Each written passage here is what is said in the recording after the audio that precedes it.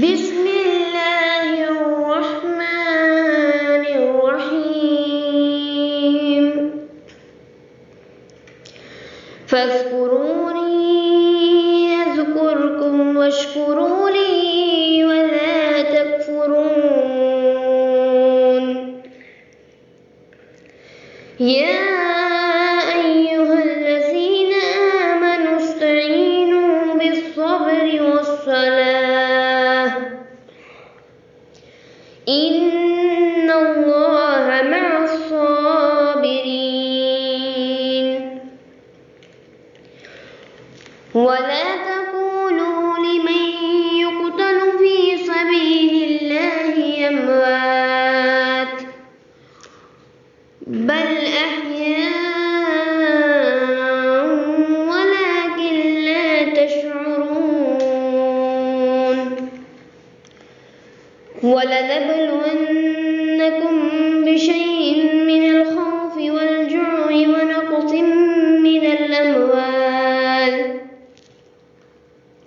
ونقص من الأموال والأنفس والثمرات وبشر الصابرين الذين إذا أصابتهم مصيبة قالوا إنا لله وإنا إليه راجعون أولئك عليهم صلوات من ربهم ورحمة وأولئك هم المهتدون۔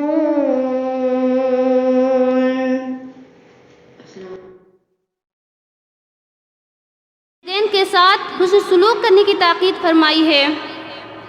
وَقَضَى رَبُّكَ أَلَّا تَعْبُدُوا إِلَّا إِيَّاهُ وَبِالْوَالِدَيْنِ إِحْسَانًا، آپ کے رب نے حکم فرما دیا کہ تم اللہ کی عبادت کرو اور اس کے ساتھ آپ کے رب نے حکم فرما دیا کہ تم اللہ کی عبادت کرو اور اس کے ساتھ کسی کی عبادت نہ کرو اور والدین کے ساتھ حسن سلوک کرو۔ اللہ رب العالمین ایک اور جگہ ارشاد فرماتا ہے کہ وَقَضَى رَبُّكَ أَلَّا تَعْبُدُوا وَاعْبُدُوا اللَّهَ وَلَا تُشْرِكُوا بِهِ شَيْئًا وَبِالْوَالِدَيْنِ إِحْسَانًا، اور اپنے اللہ کے ساتھ اللہ کی عبادت کرو اور اس کے ساتھ کسی چیز کو شریک نہ کرو اور والدین کے ساتھ حسن سلوک کرو۔ یہ بات یاد رہے کہ اللہ رب العالمین نے والدین کی اطاعت، والدین کی نیکی کو والدین کے ساتھ نیکی کا حکم مطلقاً اور بلا قید ہے، یعنی کہ اللہ رب العالمین نے یہ نہیں کہا کہ اگر تمہارے ماں باپ نیک ہوں تو تم ان کی عبادت کرو، بلکہ اللہ رب العالمین نے یہ کہا کہ تمہارے والدین اگر نیک ہوں تو تم ان کی عبادت کرو، اگر وہ نافرمان ہو یا گنہگار ہو تو بھی تم ان کی عبادت کرو، کیونکہ اللہ رب العالمین آیت میں فرما رہا ہے کہ وَبِالْوَالِدِينَ إِحْسَانًا، تم والدین کے ساتھ حسن سلوک کرو۔ آپ کے والدین چاہے گناہگار ہو چاہے نافرمان ہو، لیکن آپ پر لازم ہے کہ آپ ان کی عبادت کریں، آپ ان کے ساتھ حسن سلوک کریں۔ اس کا مطلب یہ نہیں کہ آپ کے والدین اگر نافرمان ہیں یا آپ کے والدین اگر گناہگار ہیں تو آپ ان کی نافرمانی کریں، بلکہ تب بھی آپ کو ان کے ساتھ حسن سلوک سے پیش آنا ہے۔ آئیے میں آپ کو ایک واقعہ سناتی ہوں اسی پر کہ ایک شخص نے اپنی پہلی بیوی کے انتقال کے بعد دوسرا نکاح کیا۔ کوئی معیوب نہیں، اچھی چیز ہے، اس لیے کہ انسان بیوی کے بغیر رہ نہیں سکتا، بیوی ضرورت ہے۔ پہلی بیوی مر گئی، دوسری بیوی سے نکاح کیا، یعنی کہ دوسری بیوی سے نکاح کیا، پھر وہ شخص ایک دن اپنے پہلے بچے سے پوچھتا ہے، اپنی پہلی بیوی کے بچے سے پوچھتا ہے کہ بیٹے تیری پہلی ماں اور دوسری ماں میں فرق کیا ہے؟ اس لیے کہ جو بچہ تھا وہ اس کی پہلی ماں کا تھا اور آج اسے اپنی دوسری ماں کا چہرہ دیکھنا نصیب ہوا تھا۔ بڑے خوش اس لیے کہ جو بچہ تھا وہ پہلی ماں کا تھا اور آج اسے اپنی دوسری ماں کا چہرہ دیکھنا نصیب ہوا تھا۔ बड़े खुशनसीब है वो बच्चे जिन्हें अपनी कभी दूसरी माँ का चेहरा देखना नसीब नहीं होता, बल्कि वो हमेशा अपनी हकीकी माँ की आगोश में परवरिश पाते हैं। बड़े खुशनसीब है वो बच्चे। लेकिन कुछ ऐसे भी हैं जो कम नसीबी की बुनियाद पर अपनी दूसरी माँ का चेहरा उन्हें देखना नसीब होता है। इसका मतलब ये नहीं, लेकिन कुछ ऐसे भी हैं जिन्हें कम नसीबी की बुनियाद पर अपनी दूसरी माँ का चेहरा देखना नसीब होता है। मैं यहाँ नफरतों की बीज बोने नहीं आई, मैं बात कहने की कह रही हूँ। मैं माँ की अहमियत बता रही हूँ कि माँ क्या होती है। माँ वो हो मैं यहाँ माँ की अहमियत बताने आई हूँ कि जो माँ होती है, पहली माँ एक ही माँ हो सकती है, यानी कि वो दूसरी माँ नहीं हो सकती, वो तीसरी माँ नहीं हो सकती। माँ एक ही होती है जिससे इंसान पैदा होता है। तो बाप ने बेटे से पूछा कि बेटे तेरी पहली माँ और दूसरी माँ में फ़र्क क्या है? तो बेटे ने कहा अब्बा मेरी जो पहली माँ थी वो झूठी थी और जो दूसरी माँ है वो सच्ची है। बाप ने बच्चे के इस मासूमियत भरा जवाब को सुनकर बहुत वो हैरत अंगेज होता है कि ये ऐसा क्यों कह रहा है, पहली माँ को झूठी क्यों कह रहा है। हालांकि पहली माँ को झूठी कहने का आखिर मतलब क्या है उसका। बाप ने बड़े तजस्सुस से बेटे से पूछा कि बेटे तू ऐसा क्यों कह रहा है, आखिर बात क्या कि तू अपनी पहली माँ को झूठी क्यों कह रहा है। तो बेटे ने कहा अब्बा जो मेरी पहली माँ थी तो जब मैं मस्ती करता तो मुझसे कहती थी अगर मस्ती करेगा ना तो तुझे मारूंगी, तुझे सजा दूंगी, स्कूल ना जाएगा ना तो तुझे खाना नहीं दूंगी।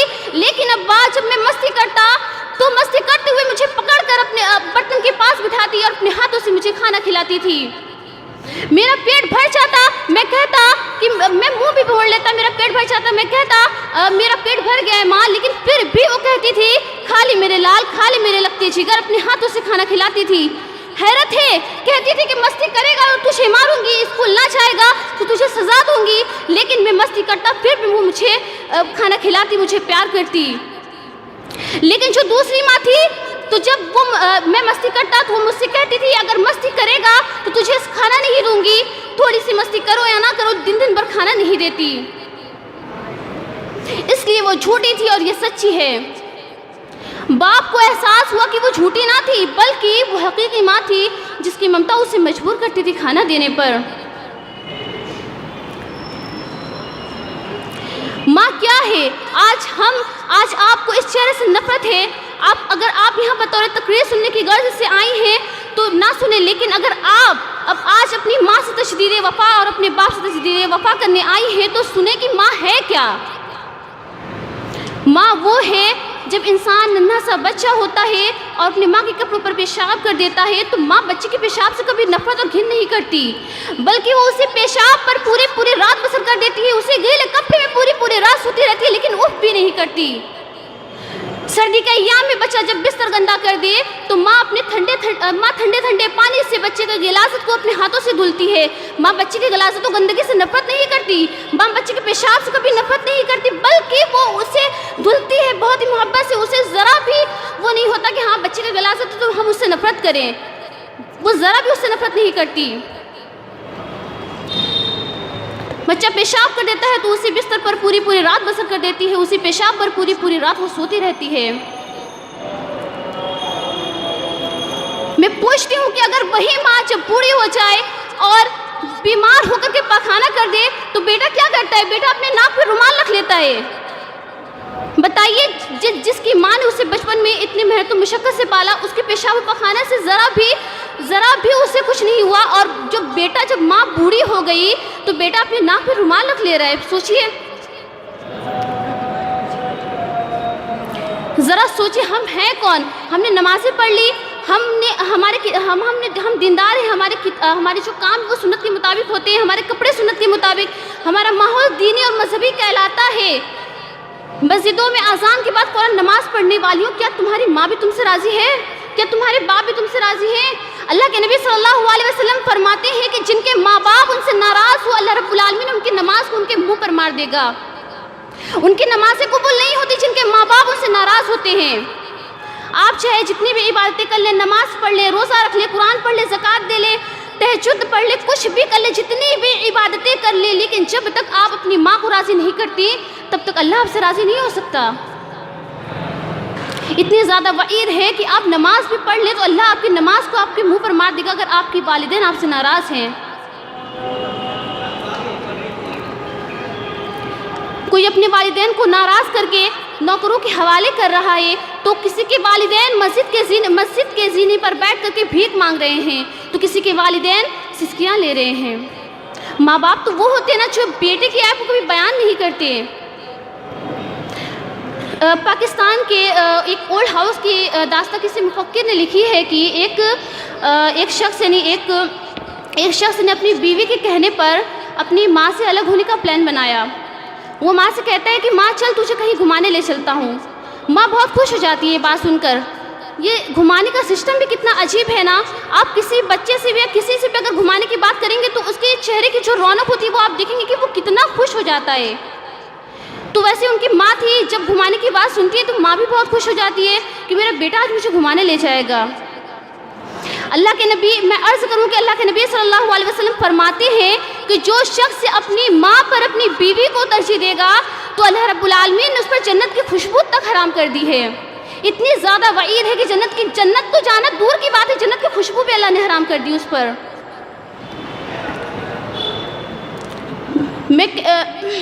میں سوچتی ہوں کہ آج لوگ اپنی بیویوں کو اب پارکوں میں، ہوٹلوں میں گھمانے لے جاتے ہیں۔ کیا تم کبھی اپنی ماں کو بھی گھمانے لے جاتے ہو؟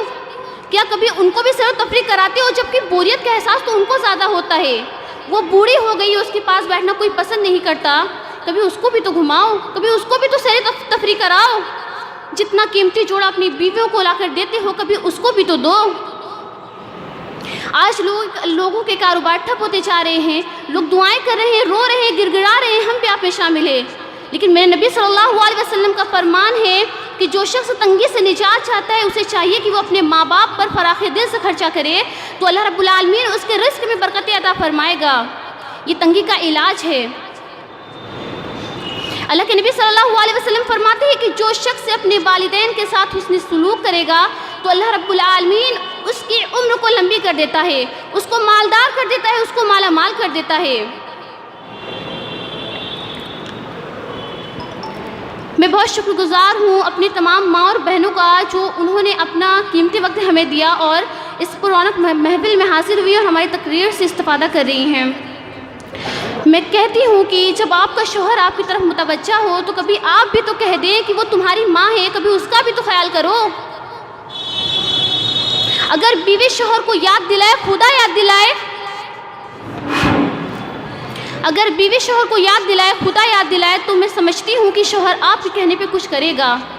لیکن آپ کا حال کیا ہے؟ لیکن آپ کا حال تو ایسا ہے کہ آپ صرف اپنی ماں کو اپنی ماں سمجھتی ہیں اور ساس کو ماں نہیں سمجھتی۔ میری بہنیں، آپ جو سلوک اپنی ساس کے ساتھ آج کر رہی ہیں، کل اس سے بھی بدترین سلوک، کل اس سے بھی زیادہ بدترین سلوک آپ کی بہو آپ کے ساتھ کرے گی۔ اس لیے کہ اللہ دور نہیں ہے، کما تدین تدان، اللہ تم جیسا کرو گے اللہ رب العالمین تمہیں ویسا ہی بدلہ دے گا۔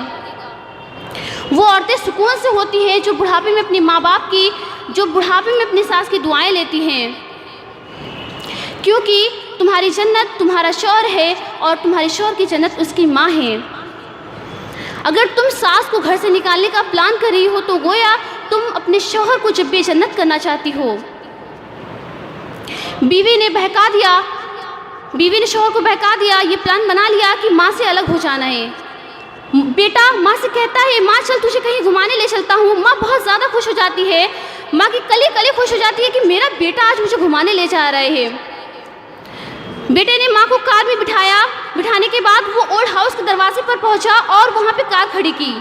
کار کھڑی کرنے کے بعد وہاں پہ ایک پارک بنا ہوا تھا، اسی کے زینے پر ماں کو بٹھاتا ہے اور کہتا ہے ماں دیکھ یہ اولڈ ہاؤس ہے، یہ بڈھا گھر ہے، یہاں بوڑھوں کی بہت اچھی خدمت کی جاتی ہے، یہاں بوڑھوں کا بہت خیال رکھا جاتا ہے، ماں آج سے تجھے یہیں رہنا ہے، میں تجھ سے ملنے آتا رہوں گا کبھی کبھی، اب میں چلتا ہوں، میرے لیے دعائیں کرتی رہنا۔ ماں بڑی حیرت بھری انداز سے، ماں حسرت بھری انداز سے اپنے بیٹوں کو دیکھتی ہے کہ میرا بیٹا مجھے چھوڑ کے جا رہا ہے، لیکن ماں کچھ نہیں کہتی۔ اور وہ بیٹا، حالانکہ ان کا جو بیٹا تھا وہ بہت ہی مالدار تھا، بہت ہی اس کے گھر کوئی کمی نہیں تھی کہ وہ اپنی ماں کو اپنے سے الگ کر رہا تھا، کوئی کمی نہیں تھی، بہت مالدار تھا، پھر بھی اس نے اپنی ماں کو اپنے گھر سے الگ کر دیا، جا کے ایک اولڈ ہاؤس، ایک بڈھے گھر میں چھوڑ دیا۔ کیا ماں کو یاد نہیں آتا ہوگا وہ گیلے بستر پر سونا، وہ رات رات بھر پیشاب میں سونا، وہ رات بھر بچے کے لیے جاگنا، کیا ماں کو یاد نہیں آتا ہوگا؟ وہ دودھ پلانا، دودھ کیا ہے؟ دودھ جب کئی قطرے ملتے ہیں تب جا کر کے جب خون کے کئی قطرے ملتے ہیں تب جا کر کے دودھ کا ایک قطرہ بنتا ہے، اور ماں پورے 2 سال تک بچے کو شوق سے دودھ پلاتی ہے، کبھی اپنے سینے سے لگاتی ہے، کبھی چومتی ہے، کبھی محبت کرتی ہے، کبھی پیار کرتی ہے۔ وہ محبت ہی تو کرتی ہے، آخر کرتی کیا ہے؟ ماں نے اپنے جاتے ہوئے بچے کو، اپنے جوان بیٹے کو دیکھا کہ وہ کار میں روانہ ہو گیا۔ جب اولڈ ہاؤس کے ذمہ داروں نے اس بوڑھی ماں کو دیکھا کہ وہ رو رہی ہے تو اس کے پاس کچھ ذمہ دار آتے ہیں اور کہتے ہیں کہ بوڑھی ماں، اس کے پاس کچھ ذمہ داران آتے ہیں اور اس کے ارد گرد بیٹھ جاتے ہیں، پوچھتے ہیں کہ ماں ماں کیا ہوا، کیا تیرا نام کیا ہے ماں؟ تو وہ روتی رہتی ہے، اتنا زیادہ روتی ہے، اتنا زیادہ کہ بس وہ روتی ہی رہتی ہے۔ تو پھر اس سے پوچھتے ہیں کہ ماں تیرا نام کیا ہے؟ تو وہ روتے ہوئے اپنے دوپٹے سے، اپنے تھرتھراتے ہوئے ہاتھوں سے اپنے آنسوؤں کو پوچھ کر کے اپنا نام بتاتی ہے۔ پھر اس کے بعد وہ لوگ پوچھتے ہیں کہ ماں تیرے بیٹے کا نام کیا ہے؟ تو ماں کی ہچکی بھر آتی ہے، ماں کی آواز تھرا جاتی ہے، کچھ نہیں کہہ سکتی، کچھ نہیں بولتی ہے وہ۔ پھر سب پوچھتے ہیں کہ ماں تیرے بیٹے کا نام کیا ہے؟ ماں کچھ نہیں کہتی۔ پھر پوچھتے ہیں ماں تیرے بیٹے کا نام کیا ہے؟ ماں کچھ نہیں بولتی۔ پھر کوئی کہتا ہے کہ چھوڑو ماں کو اندر لے چلو، پھر سب ماں کو اندر لے کر جاتے ہیں اور کہتے ہیں کہ لگتا ہے اس کے بیٹے نے آج اسے چھوڑ کر یہ چلا گیا، اسی وجہ سے یہ بہت زیادہ ناراض ہے، اس لیے اس کا نام نہیں لینا چاہتی ہے۔ اتنا ہی سننا تھا کہ ماں کو اتنا زیادہ غصہ آتا ہے، یہی سن کر کہ اپنے بیٹے سے اتنا ناراض ہے، یہ بات سنتے ہی ماں کو اتنا غصہ آتا ہے کہ وہ چلا اٹھتی ہے، وہ بول نہیں پاتی ہے، رو رہی ہوتی ہے، وہ اپنے تھرتھراتے ہوئے ہاتھوں سے وہ رو رہی ہوتی ہے، وہ بول نہیں پاتی، لیکن پھر بھی کہتی ہے کہ اگر میرے بیٹے کے خلاف ایک شبد بھی کسی نے بولا تو مجھ سے برا کوئی نہیں ہوگا۔ میں اپنے بیٹے کا نام اس لیے نہیں لینا چاہتی کیونکہ وہ بہت ہی زیادہ مشہور ہے، اگر میں اس کا نام لے لوں تو اس کی بے عزتی ہو جائے گی، اس کی آبرو کی عزت چلی جائے گی، اس کی بے عزتی ہو جائے گی۔ ایسی ہوتی ہے مائیں جو اپنے بیٹے کے عیب کو کبھی بیان نہیں کرتی، اتنی تکلیف ہونے کے باوجود وہ ماں اپنے بیٹے کے عیب کو بیان نہیں کرتی۔ آج ہم نے ماں کو پہچانا ہی نہیں، آج ہم دنیا کے رنگینیاں میں ڈوبے ہوئے ہیں، ماں کی اہمیت کو آج ہم پہچانتے ہی نہیں۔ انسان کے پاس سب کچھ ہو، اگر ایک ماں نہیں ہو تو تب اس کو احساس ہوگا کہ ماں ہوتی کیا ہے۔ جس کی ماں نہیں اس کی زندگی میں رونق نہیں، جس کی ماں نہیں اس کی زندگی میں مکمل خوشیاں نہیں، جس کی ماں نہیں وہ نامکمل ہے، جس کی ماں نہیں گویا کہ اس کا سر کھلا ہوا ہے، جس کی ماں نہیں گویا کہ وہ دنیا کی لذتوں سے اللہ اکبر لطف اندوز نہیں۔ اب میں انہی باتوں پر اپنی تقریر کو ختم کرتی ہوں۔ اب آخر میں اللہ رب العالمین سے دعا کرتی ہوں کہ اللہ ہم تمام کو اپنے والدین کے ساتھ حسن سلوک کرنے کی توفیق عطا فرمائے، اور جب تک ہمیں اس دنیا میں زندہ رکھے اسلام پر، اور جب ہمارا خاتمہ ہو تو کلمہ طیبہ لا الہ الا اللہ محمد رسول اللہ پر ہو، آمین۔ السلام علیکم ورحمۃ اللہ وبرکاتہ۔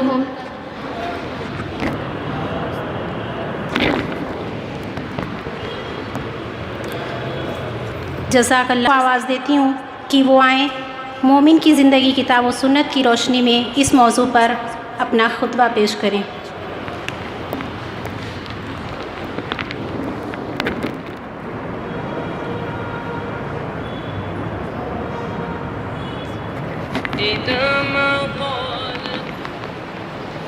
السلام علیکم ورحمۃ اللہ وبرکاتہ۔ ان الحمد للہ نحمده ونستعینه ونستغفره ونؤمن به ونتوکل علیہ ونعوذ باللہ من شرور انفسنا ومن سیئات اعمالنا، من یهد اللہ فلا مضل له ومن یضلل فلا ہادی له، ونشهد ان لا الہ الا اللہ ونشهد ان محمدا عبده ورسوله، اما بعد فإن خیر الحدیث کتاب اللہ وخیر الهدی هدی محمد صلی اللہ علیہ وسلم، وشر الأمور محدثاتها وكل محدثة بدعة وكل بدعة ضلالة وكل ضلالة في النار۔ فأعوذ بالله من الشيطان الرجيم، بسم الله الرحمن الرحيم۔ يا أيها الناس اتقوا ربكم الذي خلقكم من نفس واحدة وخلق منها زوجها وبث منهما رجالا كثيرا ونساء واتقوا الله الذي تساءلون به والأرحام إن الله كان عليكم رقيبا. يا أيها الذين آمنوا اتقوا الله وقولوا قولا سديدا يصلح لكم أعمالكم ويغفر لكم ذنوبكم ومن يطع الله ورسوله فقد فاز فوزا عظيما. رب اشرح لي صدري ويسر لي أمري واحلل عقدة من لساني يفقهوا قولي. سبحانك لا علم لنا إلا ما علمتنا إنك أنت العليم الحكيم. معزز سامعات، آج میں جس عنوان کے تحت کچھ پیش کرنا چاہتی ہوں وہ ہے مومن کی زندگی کتاب و سنت کی روشنی میں. تمام تعریف ہر قسم کی عظمت و کبریائی اللہ وحدہ لا شریک کے لیے لائق و زیبا ہے، جس نے ہمیں انسان بنایا اور انسان بنا کر یوں ہی جانوروں کی طرح بیکار بھٹکتا ہوا نہیں چھوڑ دیا، بلکہ ہمارے رشد و ہدایت کے لیے بہت سارے انبیاء اور رسول کو مبعوث فرمایا. اللہ کا درود و سلام نازل ہو ان تمام انبیاء اور رسول پر، بالخصوص آخری نبی جناب محمد رسول اللہ صلی اللہ علیہ وسلم پر. اللہم صلی علی محمد وعلی آل محمد کما صلیت علی ابراہیم وعلی آل ابراہیم انکا حمید مجید. اللہم بارک علی محمد وعلی آل محمد کما بارکت علی ابراہیم وعلی آل ابراہیم انکا حمید مجید. معزز سامعات، مومن کی زندگی کیسی ہونی چاہیے؟ ذرا قرآن و حدیث کی طرف نظر دوڑائیے. ان کی زندگی بالکل صاف و شفاف آئینہ کی طرح ہونی چاہیے تاکہ دوسرے لوگ انہیں دیکھ کر عبرت پکڑیں اور انہی کی طرح ہونے کی کوشش کریں. جیسا کہ اللہ رب العالمین کا ارشاد ہے وَعِبَادُ الرَّحْمَنِ الَّذِينَ يَمْشُونَ عَلَى الْأَرْضِ هَوْنًا وَإِذَا خَاطَبَهُمُ الْجَاهِلُونَ قَالُوا سَلَامًا. مومن کی تو یہ علامت ہوا کرتی ہے کہ جب وہ راستے پہ چلتے ہیں تو عاجزی و انکساری کے ساتھ چلتے ہیں، اور جب جاہلوں سے مخاطب ہوتے ہیں تو سلام کہہ کر گزر جاتے ہیں. مومن وہ ہے جو دنیاوی زندگی میں چلتے پھرتے اپنے آپ کو کنٹرول میں رکھتے ہیں، نیکی کی طرف قدم اٹھاتے ہیں اور گناہوں سے اپنے آپ کو بچانے کی کوشش کرتے ہیں، اس لیے کہ وہ اچھی طرح سے جانتے ہیں کہ اصل زندگی تو آخرت کی زندگی ہے. اگر ہم دنیاوی ناجائز مفاد سے خود کو کنٹرول میں رکھیں اور نیکی کی طرف سبقت لے جائیں تو یہی سب سے بڑی کامیابی ہے، جن کا وعدہ خود اللہ رب العالمین نے اپنی کتاب اپنے کلام مقدس میں کیا ہے. اللہ تعالیٰ فرماتا ہے من عمل صالحا من ذکر او انثى وهو مؤمن فاولئک يدخلون الجنة يرزقون فيها بغیر حساب. جس نے اچھے اعمال کیے ہوں گے، خواہ وہ مرد ہو یا عورت، یہی لوگ جنت میں داخل ہوں گے جس میں ان کو بغیر حساب رزق ملے گا. میری پیاری بہنوں،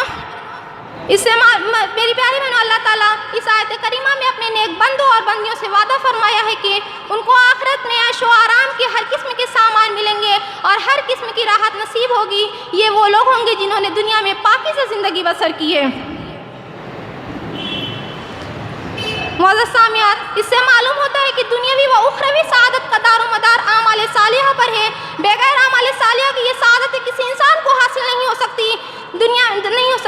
پاکیزہ زندگی ہی دنیا میں انسان کو ترقی کی شاہراہ پر پہنچاتی ہے اور آخرت کی زندگی بھی اسی سے حاصل ہوتی ہے. لیکن جاہل اور نادان لوگ تو سمجھتے ہیں کہ اچھی زندگی قسم قسم کے لذیذ کھانوں میں ہے، بہترین کوٹھیوں، حویلیوں، عیش و آرام کے سامانوں، مال و زر کے انباروں اور ہر قسم کے عمدہ کپڑوں میں ہے. لیکن میری پیاری ماں اور بہنوں، ایسا نہیں ہے، کیونکہ اگر بہترین زندگی کا دار و مدار بہترین غذا اور ہر چیز سے لطف اندوزی پر ہوتا تو کتنے ہی جانور ایسے ہیں جنہیں ایسی نعمتیں حاصل ہو جاتی ہے جو انسان کو نصیب ہی نہیں ہوتی. اس لیے شکوک و شبہات کو ذہن سے ہٹا کر اگر سوچا جائے تو بہترین زندگی بغیر اعمال صالحہ کے ناممکن ہے. دین پر ثابت قدم رہ کر ہی انسان منزل مقصود تک پہنچ سکتا ہے. اس لیے اللہ رب العالمین نے پوری دنیا کے تمام مومنوں اور مومنات سے جنت کا عہد و پیمان لے چکا ہے. اللہ رب العالمین ارشاد فرماتا ہے من عمل صالحا من ذکر او انثى وهو مؤمن فلنحيينه حیاتا طیبہ ولنجزینہم اجرہم باحسن ما كانوا يعملون. جس نے اچھے اعمال کیے ہوں گے، خواہ وہ مرد ہو یا عورت، اس حال میں کہ وہ مومن ہو، ہم ان کو پاکیزہ زندگی عطا کریں گے، ہم ان کو بہترین بدلہ دیں گے جو وہ عمل کرتے تھے. میری پیاری بہنوں، اس آیت میں حیاتاً طیبہ پاکیزہ زندگی سے مراد دنیا کی زندگی ہے. مطلب یہ ہے کہ ایک مومن با کردار کو صالحانہ متقیانہ زندگی گزارنے اور اللہ کی عبادت و اطاعت اور زہد و قناعت میں جو لذت و حلاوت محسوس ہوتی ہے وہ ایک کافر اور نافرمان کو دنیا بھر کی آسائشوں اور سہولتوں کے باوجود میسر نہیں آتی۔ میری پیاری ماں اور بہنوں، مومن کی تو بے شمار علامتیں ہیں، جن میں سے چند علامت یہ ہے کہ مومن ہمہ وقت دنیا سے کنارہ کشی اختیار کرتا ہے، مومن ہمہ وقت اللہ کے ذکر و اذکار میں مصروف رہتا ہے، مومن ہمہ وقت شریعت اسلامیہ پر اٹل رہنے کی کوشش کرتا ہے، مومن ہمہ وقت نیکی کی طرف قدم اٹھانے، نیکی کی طرف سبقت لے جانے اور گناہوں سے اپنے آپ کو بچانے کی کوشش کرتا ہے، مومن ہمہ وقت پنجگانہ نماز کو باجماعت ادا کرنے کی کوشش کرتا ہے، جیسا کہ اللہ رب العالمین کا ارشاد ہے، ان الصلاۃ کانت علی المؤمنین کتابا موقوتا، بے شک نماز کو مومنوں پر مقررہ وقت پر فرض کی گئی ہے۔ میری پیاری ماں اور بہنوں، غور کرنے کا مقام ہے، کیا ہم نماز کو مقررہ وقت پر پڑھتے ہیں؟ کہیں ایسا تو نہیں کہ ہم نماز کو مقررہ وقت پر ادا کرنے کے بجائے اس کے ادا کرنے میں سستی کر رہے ہیں؟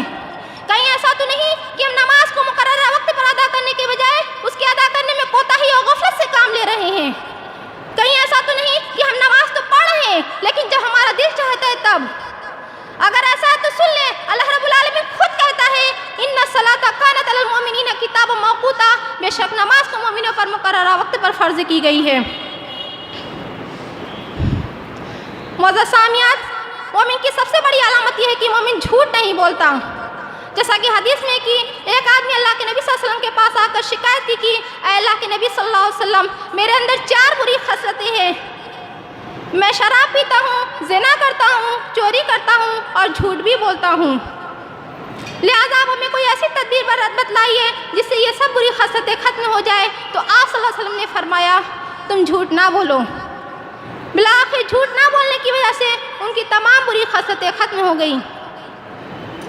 میری پیاری بہنوں، آج مسلمانوں کا یہ حال ہے کہ وہ خود کو مسلمان کہتے ہیں لیکن انہوں نے جھوٹ جیسی بری بیماری کو اپنے اندر اپنے روزمرہ کی زندگی میں شامل کر لیا ہے۔ وہ جھوٹ بولنے میں اس قدر ماہر ہو گئے ہیں کہ ذرا ذرا سی باتوں پر جھوٹ بولتے ہیں، وہ اتنی صفائی سے جھوٹ بول جاتے ہیں کہ ان کے جھوٹا ہونے کا اندازہ ہی نہیں ہوتا۔ لیکن میں آپ کو یہ بتانا چاہتی ہوں کہ جھوٹ بولنا مومن کی علامت نہیں بلکہ منافق کی علامت ہے، جیسا کہ اللہ کے نبی جناب محمد رسول اللہ صلی اللہ علیہ وسلم کا فرمان ہے، وہ حدیث ہے جس میں آپ واضح طور پر فرماتے ہیں کہ منافق کی 3 علامت ہیں، جب بات کرے تو جھوٹ بولے، جب وعدہ کرے تو وعدہ خلافی کرے اور جب امانت رکھی جائے تو اس میں خیانت کرے۔ میری پیاری ماں اور بہنوں، اگر آج ہم کسی جھوٹ بولنے والے کو منافق کہہ دیں تو وہ غصے میں آ جاتا ہے، وہ لڑنے پر اتر آتا ہے، مارے غصے کے کہتا ہے کہ میں تمہیں منافق لگتا ہوں۔ یہ بات میں نہیں کہتی آپ لوگوں سے، بلکہ وہ کہتا ہے جن کے بارے میں اللہ رب العالمین فرماتا ہے وَمَا يَنطِقُ عَنِ الْهَوَىٰ، یہ وہ ہے جو اپنی مرضی اور اپنی خواہش سے کچھ نہیں کہتا۔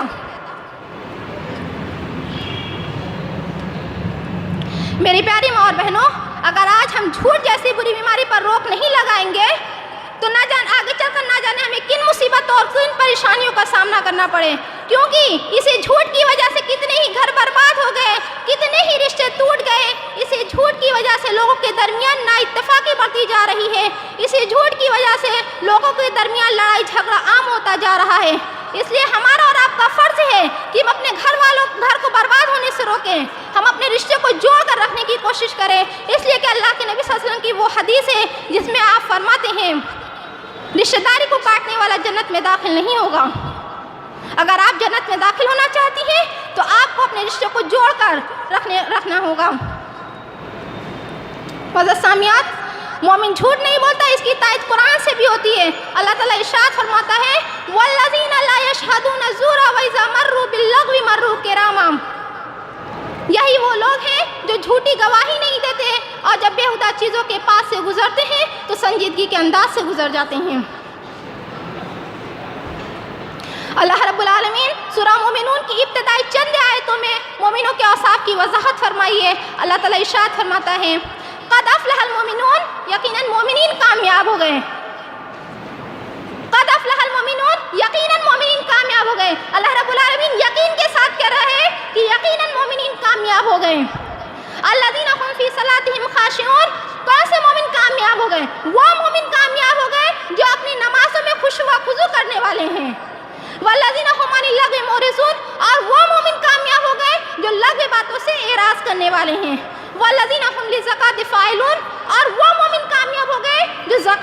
کرنے والے ہیں۔ والذین هم لفروجہم حافظون، اور وہ مومن کامیاب ہو گئے جو اپنی شرمگاہوں کی حفاظت کرنے والے ہیں۔ الا علی ازواجہم او ما ملکت ایمانہم فانہم غیر ملومین، سوائے بیوی اور لونڈی کے، پس بے شک ان پر کوئی ملامت نہیں۔ فمن ابتغى وراء ذلك فاولئک هم العادون، پر جو ان دونوں کے علاوہ چاہے، بیوی اور لونڈی کے علاوہ چاہے، تو یہی لوگ حد سے بڑھ جانے والے ہیں۔ والذین هم لاماناتهم وعہدهم راعون، اور جو لوگ اپنی امانتوں اور اپنے عہد و پیمان کی حفاظت کرنے والے ہیں۔ والذین هم علی صلواتهم یحافظون، اور جو لوگ اپنی نمازوں کی حفاظت کرنے والے ہیں۔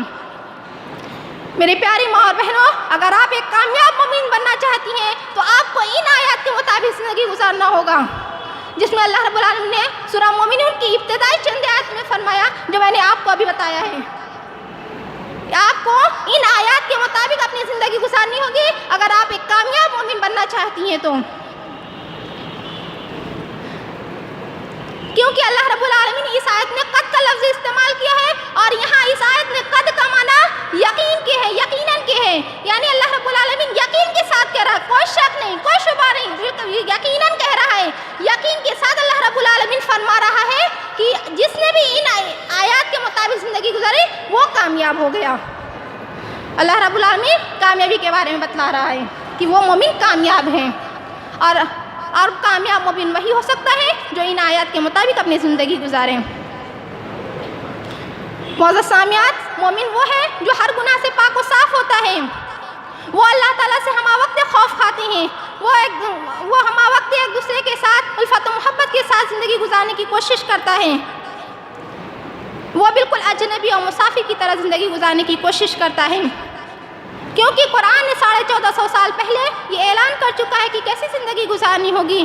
اللہ تعالیٰ ارشاد فرماتا ہے، انما المؤمنون اخوۃ فاصلحوا بین اخویکم واتقوا اللہ لعلکم ترحمون، بے شک سب مومن آپس میں بھائی بھائی ہیں، بس اپنے دو بھائیوں کے درمیان صلح کرا دو اور اللہ رب العالمین سے ڈرو تاکہ تم پر رحم کیا جائے۔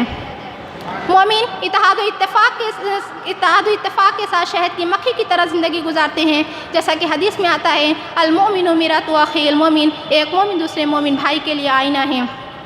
اب آخر میں اللہ رب العالمین سے دعا کرتی ہوں کہ بار الہ تو ہم سب کو سچا اور پکا مومن بنا دے، اے اللہ تو ہم سب کو نیک اور نیک بنا دے، اے اللہ تو ہم سب کو قرآن و حدیث کے مطابق اپنی زندگی گزارنے کی توفیق عطا فرما، اے اللہ تو ہم سب کو جب تک اس دار فانی میں زندہ رکھ، اسلام پر زندہ رکھ، اور جب ہمارا خاتمہ ہو ایمان بالخیر پر ہو، آمین ثم آمین۔ تقبل یا رب العالمین، انک انت السمیع العلیم وتب علینا انک انت التواب الرحیم۔ والسلام علیکم ورحمۃ اللہ وبرکاتہ۔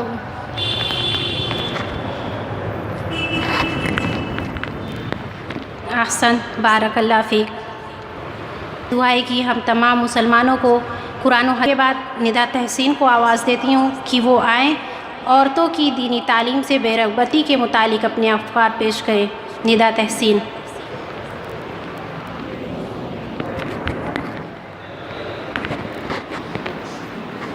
السلام علیکم ورحمۃ اللہ وبرکاتہ۔ الحمد للہ رب العالمین والصلاة والسلام علی سید الانبیاء والمرسلین وعلی آلہ واصحابہ اجمعین، اما بعد، فاعوذ باللہ من الشیطان الرجیم، بسم اللہ الرحمن الرحیم۔ اقرأ بسم ربک الذی خلق، خلق الانسان من علق، اقرأ وربک الاکرم۔ وقال النبی صلی اللہ علیہ وسلم، طلب العلم فریضۃ علی کل مسلم۔ معزز سامعات، اس بزم میں میں جس موضوع کے ساتھ حاضر ہوئی ہوں وہ ہے خواتین کی دینی تعلیم سے بے رغبتی۔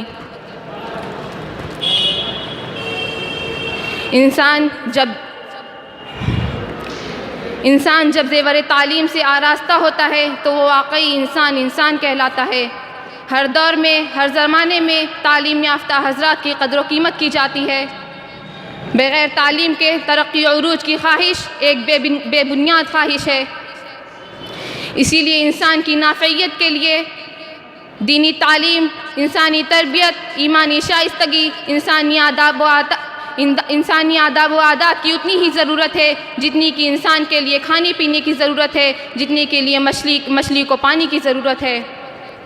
یہی وجہ ہے کہ جب اللہ رب العالمین نے جناب محمد رسول اللہ صلی اللہ علیہ وسلم پر پہلی مرتبہ وہی غار حرا میں جو نازل کی وہ کسی اور امر کے تئیں نہیں نازل کی، بلکہ اللہ رب العالمین نے وہ وہی نازل کی تو اقرا یعنی تعلیم کے بارے میں نازل کی۔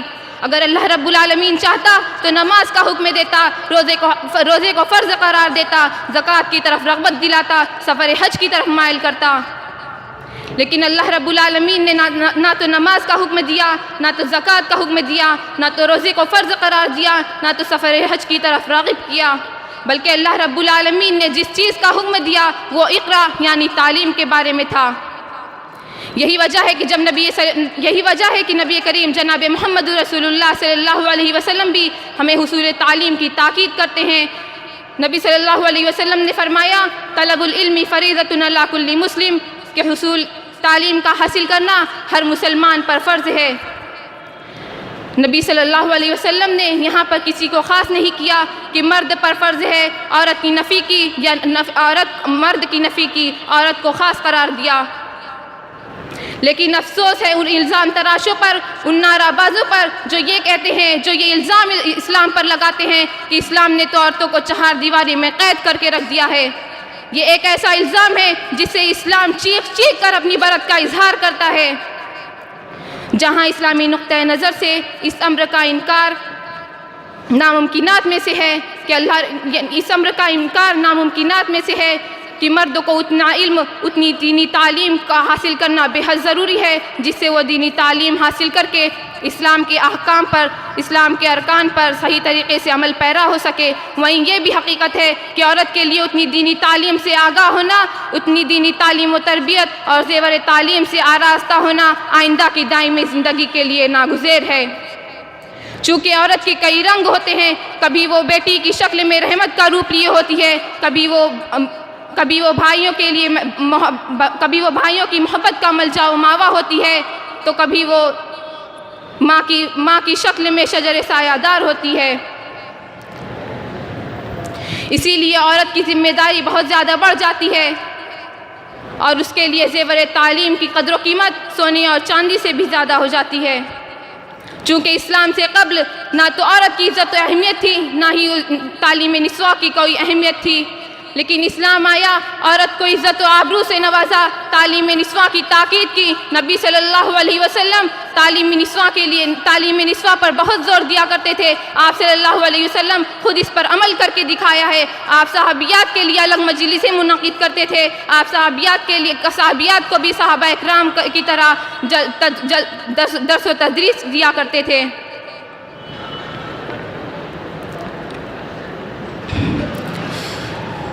پانی تو تھوڑا سا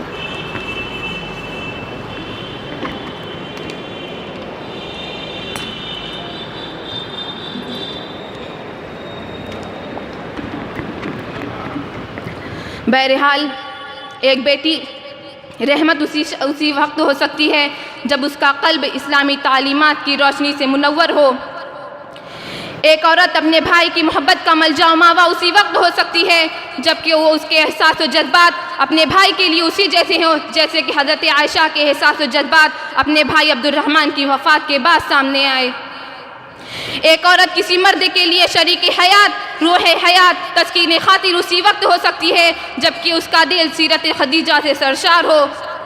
ایک مشفق ہر درد کا درما، مصائب کی گرم ہواؤں میں نسیم صبح کی صورت میں ایک مشفق ماں اسی وقت ثابت ہو سکتی ہے جبکہ اس کی گود اپنے بچے کے لیے پہلا اسلامی مکتب ثابت ہو۔ اسلامی زندگی کے اس سفر میں نام نہاد مغربی تعلیم و تہذیب کے چراغ کافی نہیں ہے، یہ چراغ کبھی بھی بجھ سکتے ہیں، لیکن اسلامی تعلیمات کی روشنی سے منور ستاروں کی ضیاء پاشی تابندگی کی بقائے حیات ایک زندہ جاوید حقیقت ہے۔ آج متعدد درسگاہوں اور دینی تعلیمات کے متعدد ذرائع ہونے کے باوجود بھی دینی تعلیمات سے بے رغبتی اپنی انتہا کو پہنچی ہوئی ہے۔ یہ وہی مذہبی اسلام ہے جس نے مرد و عورت پر تعلیم کو یکساں فرض قرار دیا ہے۔ یہ وہی مذہب اسلام ہے جس میں قرآن جیسی علم و حکمت سے پر کتاب موجود ہے. یہ وہی مذہب اسلام ہے جس کی ابتدا خود اقرا سے ہوتی ہے. یہ وہی مذہب اسلام ہے جس کا پیغمبر خود ایک مدرس کی سی حیثیت رکھتا ہے. لیکن اسی مذہب کے ماننے والوں کی حالت تو یہ ہے کہ وہ تعلیم کے میدان میں کس قدر پیچھے ہیں. اگر بات عورتوں کی مذہبی تعلیم کی جائے تو یہ معاملہ حد سے تجاوز ہوتا ہوا نظر آتا ہے. کہتے ہیں کہ ماں کی گود بچے کے لیے پہلا مکتب ہوا کرتی ہے، لیکن اگر یہی ماں اسلامی تعلیمات سے ناواقف ہو تو اندازہ لگانا مشکل نہیں ہے کہ اس کا اثر اس کے بچے پر کیا ہوگا. آج عورتوں کے پاس کتاب و سنت، قرآن و حدیث کا مطالعہ کرنے کی فرصت نہیں ہے. یہی وجہ ہے کہ وہ اپنے بچے کے لیے بھی اس حوالے سے متفکر نہیں ہوتی ہے. آج معاشرے میں عورتوں کا ایک طبقہ آپ کو ایسا بھی ملے گا جو سیرت رسول اللہ صلی اللہ علیہ وسلم کی موٹی موٹی باتوں سے بھی ناواقف ہے. طہارت، عبادت، نماز جیسے بنیادی احکام کی بجاوری تو کوسوں دور ان مسائل سے تشویشناک حد تک ناواقفیت ہے. حقوق زوج، حقوق والدین، یہاں تک کہ چھوٹے بڑے افراد خانہ کے حقوق سے غفلت روز افزوں ہیں. دینی تعلیمات سے بے رغبتی نے عورتوں کو یہ درس دیا کہ ان کے لیے پردہ ترقی نسواں کے لیے ایک سد راہ ہے. نام نہاد ترقی کا دشمن ہے. ان کا چراغ خانہ قدامت پسندی ہے.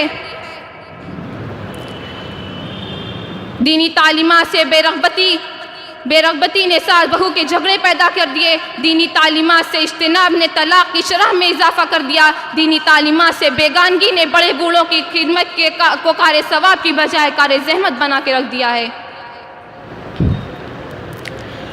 آج عورتوں کو مردوں سے زیادہ دینی تعلیمات کو حاصل کرنے کی ضرورت ہے.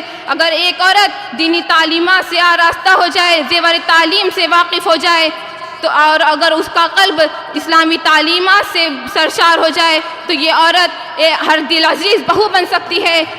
اپنے شوہر کے لیے ایک دیندار بیوی ثابت ہو سکتی ہے، ایک شفیق ساز ثابت ہو سکتی ہے. اپنے بچے کے لیے معلم اول ہو سکتی ہے. ایک بت خانے کو عبادت خانے، ایک مے خانے کو مسجد میں بدل سکتی ہے. اپنے بچے کو اس جذبہ جہاد سے سرشار کر سکتی ہے. لیکن اگر نتیجہ اس کے برعکس ہو، معاملہ اس کے برعکس ہو تو نتیجہ کتنا خوفناک ہوگا اندازہ لگانا مشکل نہیں ہے. عورتوں کی دینی تعلیمات سے بے رغبتی نے عورتوں کو شیطان بنا کر چھوڑ دیا ہے. لائق توجہ پہلو یہ ہے کہ تعلیم النسواں کی طرف زیادہ سنجیدگی سے دیکھا جائے، اور اگر لڑکیوں اور عورتوں کے لیے ایسی درسگاہوں اور تعلیم گاہوں کا اہتمام کیا جائے جس میں لڑکوں کے ساتھ مخلوط تعلیم کا اہتمام نہ کیا جاتا ہو. آج متعدد مدارس ایسے ہیں جو غیر اقامتی ہونے کے ساتھ ساتھ صرف لڑکیوں کے درس و تدریس کا اہتمام کرتے ہیں، جس میں سے ایک ہمارا مشہور و معروف ادارہ جامعہ رحمانیہ بھی ہے، جو کہ غیر اقامتی ہونے کے ساتھ ساتھ صرف لڑکوں اور لڑکیوں کو الگ الگ درس و تدریس دینے کا اہتمام کرتا ہے. اب آخر میں اللہ رب العالمین سے دعا ہے کہ ہمیں اس بات کو سمجھنے کی توفیق دے کہ دنیاوی، اخروی، بلکہ معاشرتی، سماجی فوز و فلاح کا راز اسلامی تعلیمات پر عمل کرنے میں ہی مضمر ہے. اللہ تعالیٰ ہمیں اسے سمجھنے کی توفیق دے. یہی شریعت چاہتی ہے، یہی وقت چاہتا ہے اور یہی دور بھی چاہتا ہے. سب سے بڑھ کر اللہ اور اس کے رسول یہی چاہتے ہیں. اللہ رب العالمین ہمیں اصول تعلیم کی توفیق عطا فرمائے. اللہم ربی زدنی علما وآخر دعوانا الحمدللہ رب العالمین وصلی اللہ علی نبینا محمد. والسلام علیکم ورحمۃ اللہ وبرکاتہ.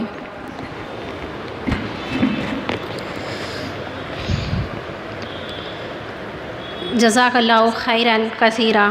یہ تھیں ندا تحسین جو عورتوں کی دینی تعلیم سے بے رغبتی کے متعلق گفتگو کر رہی تھیں، جس سے ہمیں معلوم ہوا کہ عورتوں کے لیے دینی تعلیم کی کتنی اہمیت اور کتنی ضرورت ہے. بس ضرورت اس بات کی ہے کہ ہم اس کی اہمیت اور اس کی ضرورت کو سمجھیں. اللہ ہمیں اس کی توفیق بخشے. بزم کی تازگی کے لیے ثنا آفرین کو آواز دیتی ہوں کہ وہ آئیں حمد پیش کریں.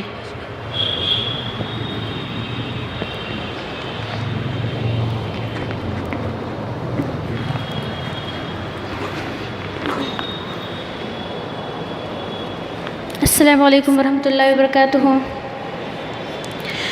ماں باپ کی خدمت میں دل و جان لٹاؤ، ماں باپ کی خدمت میں دل و جان لٹاؤ، قرآن کا فرمان ہے تم اس کو نبھاؤ، ماں باپ کی خدمت میں دل و جان لٹاؤ، قرآن کا فرمان ہے تم اس کو نبھاؤ،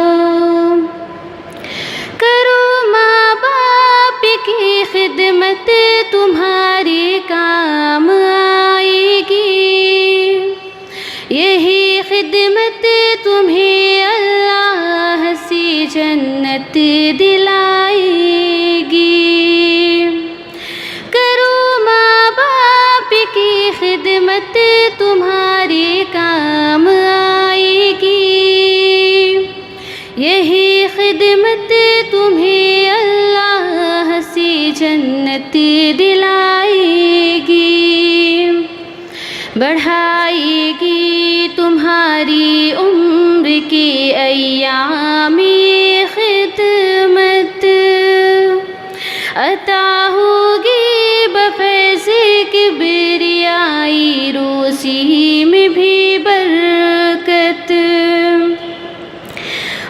اللہ کی رحمت سایہ فگن ہوگی، مثل قمر قسمت جلوہ فگن ہوگی، یہ کشتی عمل کی ہے اسے پار لگاؤ، قرآن کا فرمان ہے تم اس کو نبھاؤ، قرآن کا فرمان ہے تم اس کو نبھاؤ،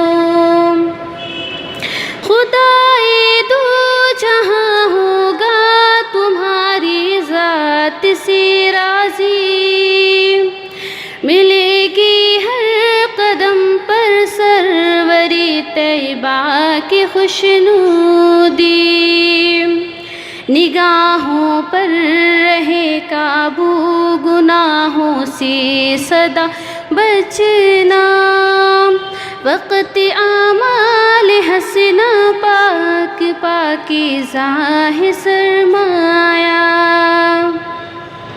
مجروح مت کرنا گفتار سے ارماں، ہر حال میں رکھنا ماں باپ کو شانہ، دنیا بھی بناتی رہو عقبہ بھی بناؤ، قرآن کا فرمان ہے تم اس کو نبھاؤ، قرآن کا فرمان ہے تم اس کو نبھاؤ، نہ بھولے سے کبھی ماں باپ کو تکلیف پہنچانا، بڑھاپا دیکھ کر ماں باپ کا ہرگز نہ گھبرانا، اگر کپڑے ہوئے میلے تو دھونا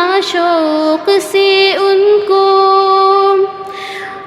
پہ موقع ہاتھ آئے تو غنیمت تم اسے سمجھو، ڈانٹے اگر تم کو منہ سے نہ کچھ کہنا، سب تلخ باتوں کو چپ چاپ تم سہنا، ہنس ہنس کے مصیبت میں کبھی بال اٹھاؤ، قرآن کا فرمان ہے تم اس کو نبھاؤ، ماں باپ کی خدمت میں دل و جان لٹاؤ، قرآن کا فرمان तुम इसको निभाओ, कुरान का फरमान है तुम इसको निभाओ। अस्सलामु अलैकुम वरहमतुल्लाहि वबरकातुहू।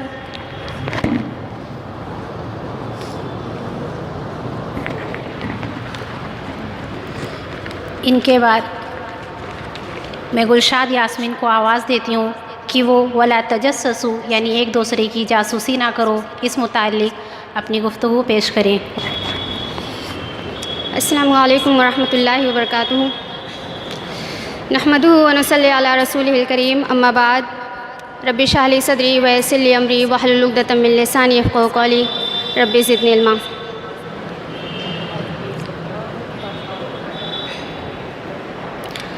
अज़ीज़ सामियात, आज के इस बज़्म में मेरा मौजू है वला तजस्ससु और जासूसी ना करो। अल्लाह ताला कुरान मजीद में इरशाद फरमाता है, या अय्युहल्लज़ीना आमनू इज्तनिबू कसीरुम मिनज़्ज़न इन्ना बाज़अज़्ज़न इस्मुन वला तजस्ससु वला यग़्तब बाज़ुकुम बाज़ा। ए ईमान वालो, ए वो लोगों जो ईमान लाए हो, बहुत से गुमान से बचो, इसलिए कि बाज़ गुमान गुनाह हैं, और जासूसी ना करो और तुम में से बाज़ की ग़ीबत ना करें।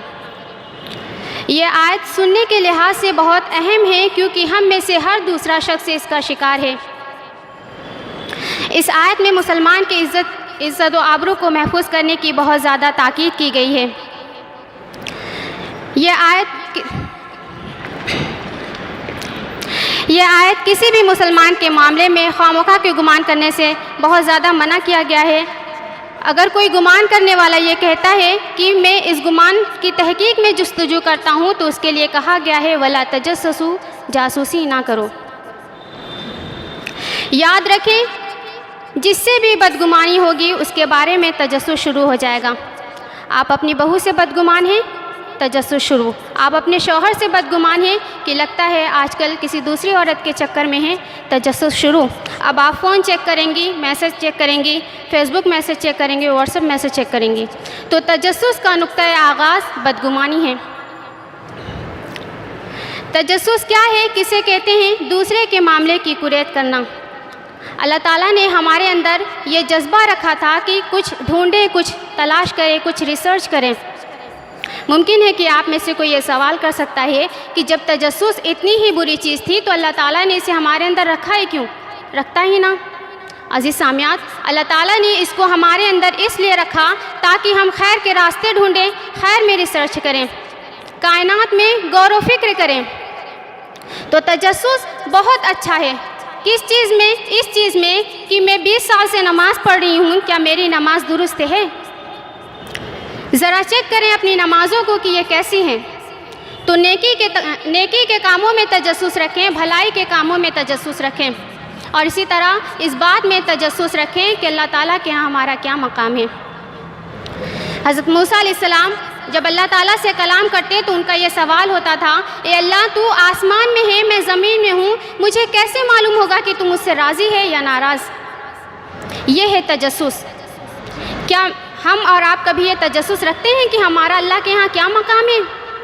क्या हमने और आपने कभी ये सोचा कि मेरा अल्लाह मुझसे राज़ी है या नाराज़? अल्लाह ताला ने मूसा अलैहिस्सलाम से कहा कि जब तुम पर नेक लोग हुक्मरां हो जाए तो ये मेरी खुशी और रज़ामंदी की अलामत है, और जब बदकार लोग तुम पर हुक्मरां हो जाए तो ये मेरे गज़ब की अलामत है। तो तजस्सुस इस चीज़ में अच्छा है कि इस चीज़ में होना चाहिए कि मैं जन्नत के किस दर्जे में जाऊंगी, अल्लाह ताला ने मेरा नाम जन्नतुल फिरदौस में रखा है या नहीं। अपनी स्किल्स को, अपनी खूबियों को पॉजिटिव वे में रखेंगे तो इंशाअल्लाह ताला बहुत फ़ायदा होगा। और यकीन रखें कि ये तजस्सुस बंदे का जीना हराम कर देती है।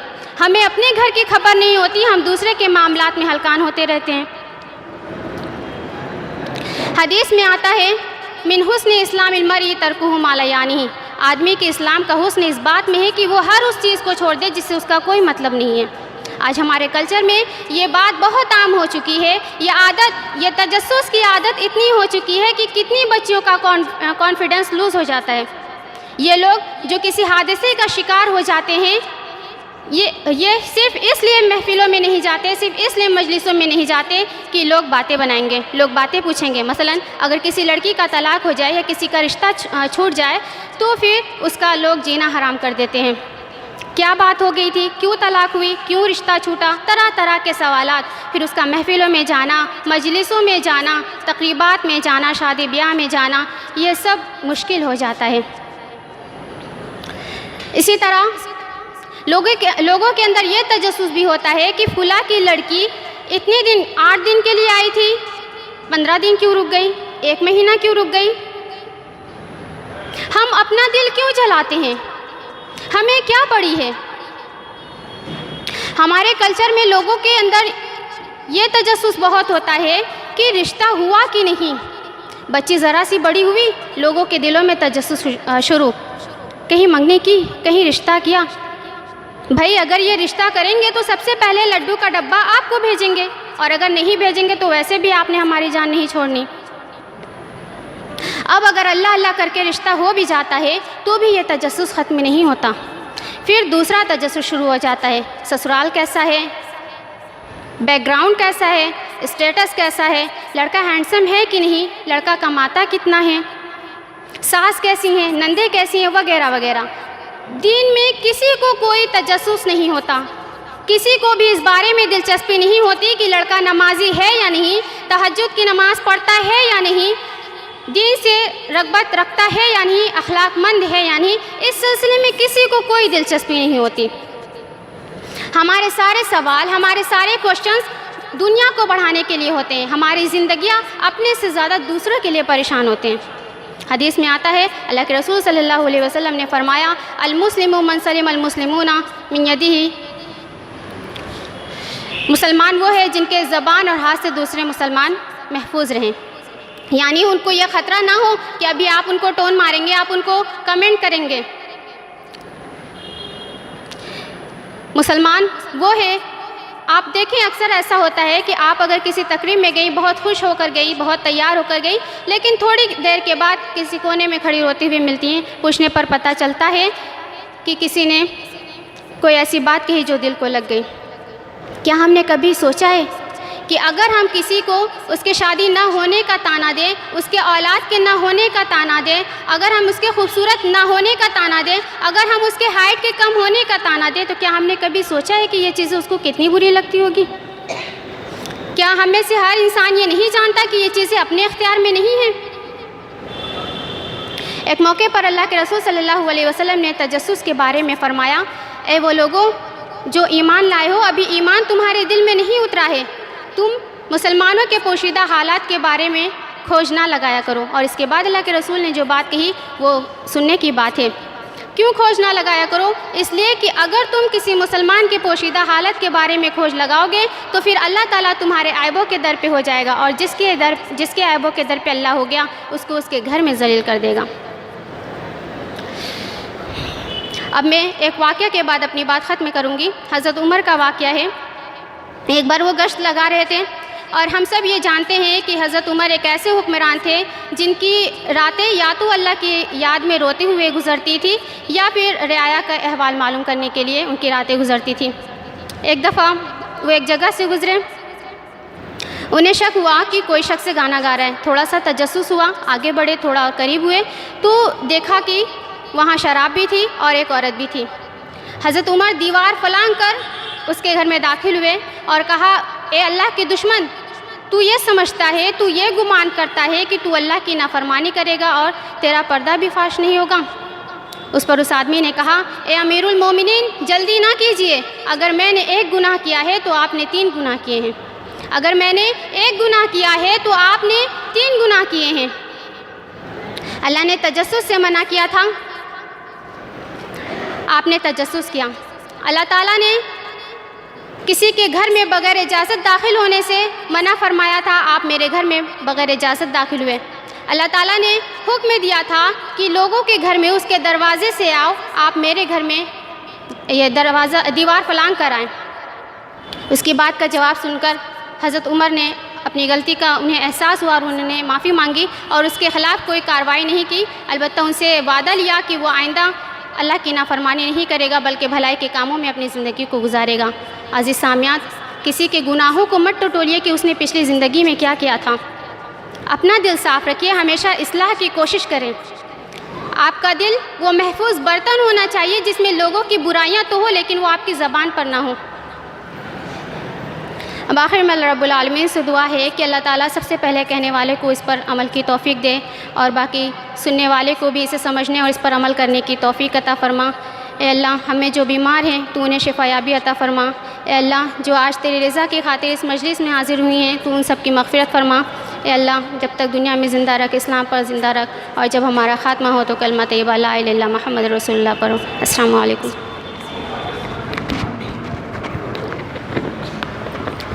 احسن، جزاک اللہ خیرن کثیرہ۔ یہ تھی گلشاد یاسمین جو ولا تجسسوا یعنی ایک دوسرے کی جاسوسی نہ کرو اس کے متعلق گفتگو کر رہی تھی۔ اللہ تعالیٰ ہم تمام مسلمان بہنوں یا بھائیوں کو اس سنگین جرموں سے محفوظ رکھے، آمین۔ اب ان کے بعد حفا عبداللہ۔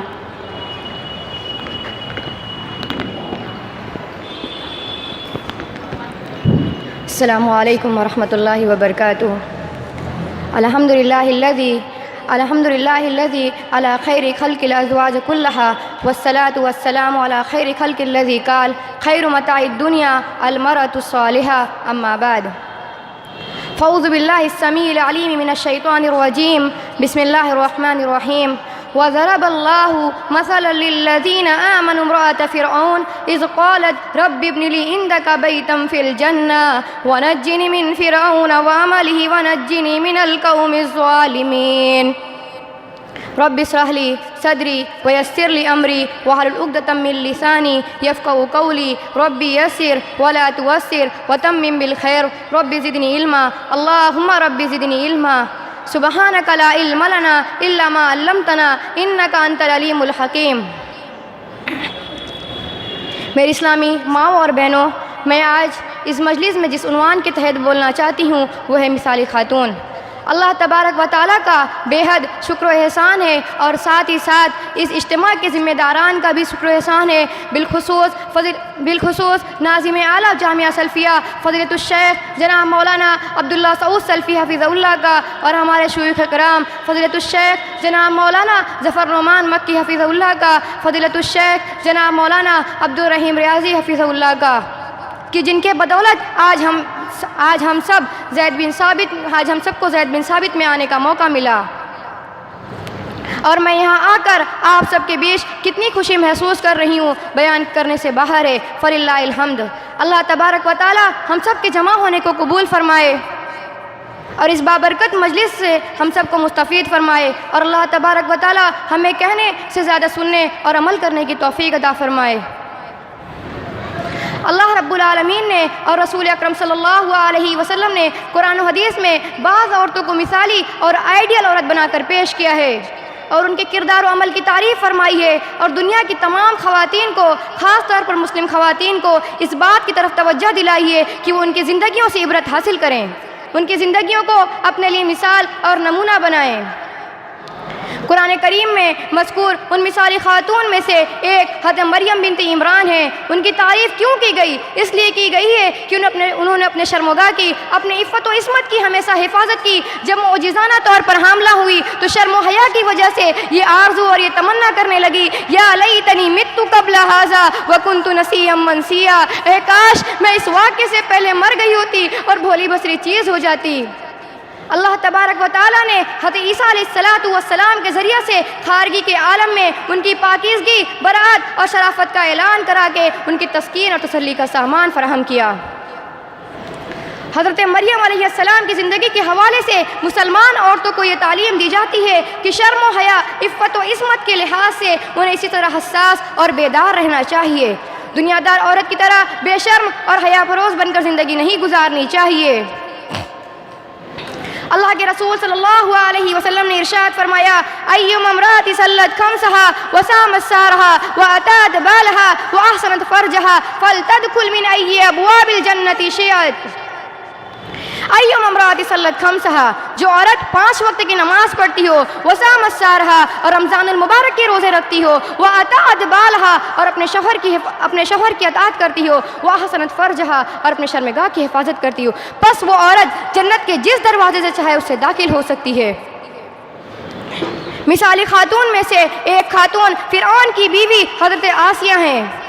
बादशाह के महल में, किसके महल में? बादशाह के महल में है। आसाइश व आराम की सारी चीज़ें मैसर हैं, खादिम व नौकरों की हर तरफ भीड़ है, परेशानी और तकलीफ़ का दूर दूर तक अता पता नहीं। ऐसे माहौल में पहुंचकर औरतें जो होती हैं वो आमतौर से अल्लाह रब्बुल आलमीन को भूल जाती हैं, अपनों ऐसो इज़्ज़त और मौज मस्ती से सरोकार रखती हैं। लेकिन फ़िरऔन की बीवी हज़रत आसिया ने ऐसा नहीं किया, अपने आप को कुफ्र शिर्क के माहौल के हवाले नहीं दिया, दुनिया के ऐशो आराम को पढ़कर आखिरत को फरामोश नहीं किया।